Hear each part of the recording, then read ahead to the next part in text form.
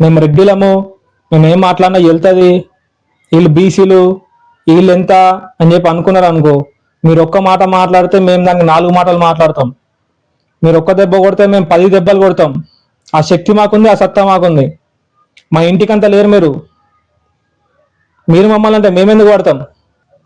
85 ఏళ్ళ మా పోచబోయిన ఈశ్వరమ్మ యాదవ్ని పట్టుకొని భోజనం అన్నావు కదా, అదే మాట ఆమె నిన్ను తిరిగి ఏమ్రా బోసుడి ముండ కొడకానని ఉంటే ఆమెకు అన్న శాత కదా? ఆమెకు నోరు లేదా? ఆమెకు తెలియలేదా? నువ్వన్న మొన్న వచ్చిన రాజకీయాలకు, ఆమెకి ఇప్పుడు 85 ఏళ్ళు, ఆమె రాజకీయం చేయవాడి కూడా 40 ఏళ్ళు.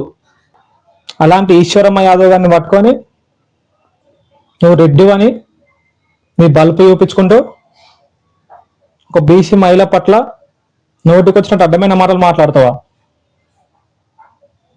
మా అయ్య ఫోటో వేయాలని మాట్లాడుతున్నావు. ఈశ్వరమ్మ యాదవ్ గారికి బోర్డు మెంబర్ పదవి ఏమన్నా నువ్వు ఇప్పించినావు, మీ అయ్య ఇప్పించిందా? లేకపోతే నీ వల్ల వచ్చిందా, మీ అయ్య వల్ల ఏమన్నా వచ్చిందా? ఎందుకు వేయాల ఫోటో? ఈ రోజున మీ రాజకీయ జీవితంలో ఎన్నో లక్షలు పెట్టి ఫ్లెక్సీలు వేయించారు కదా మీరు ఎల్బీనగర్ కాన్స్టిట్యున్సీలో. ఎప్పుడన్నా నేర్పించారా ఈశ్వరమ్మ యాదవ్ గారి ఫోటో? మరి ఆమె ఎందుకు వేపియాలా మీ ఫోటో? పవర్ ఉపయోగించి అడ్డగోల భూములు కబ్జా పెట్టి పైసల మతంతో మాట్లాడుతురా, బలిసి మాట్లాడుతురా? నువ్వు ఈశ్వరమ్మ యాదవ్ గారిని అంటావు, నీ అయ్యనేమో గౌన్లో అని అంటాడు.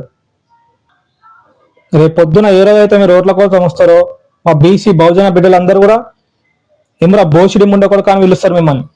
అర్థమవుతుంది కదా? మేము చాతగనలం కాదు, లేకపోతే మీ దగ్గర బానిసలం కాదు, బానిస బతుకుతలేము. మీరేం అడ్డగోలుగా నోటికి వచ్చింది మాట్లాడితే వారికి మీ ఇంట్లో అనుకోరి, లేకపోతే మీ చుట్టాలని అనుకోరి. మమ్మల్ని అంటే మేమేం మీ కూలోళ్ళం కాదు. మీ మాటలు వారినికే, లేకపోతే మీరు కొడితే వారినికే. మేము రెడ్డిలము, మేము ఏం మాట్లాడినా వెళ్తుంది, వీళ్ళు బీసీలు, వీళ్ళు ఎంత అని చెప్పి అనుకున్నారు అనుకో, మీరు ఒక్క మాట మాట్లాడితే మేము దానికి 4 మాటలు మాట్లాడతాం. మీరు ఒక్క దెబ్బ కొడితే మేము 10 దెబ్బలు కొడతాం.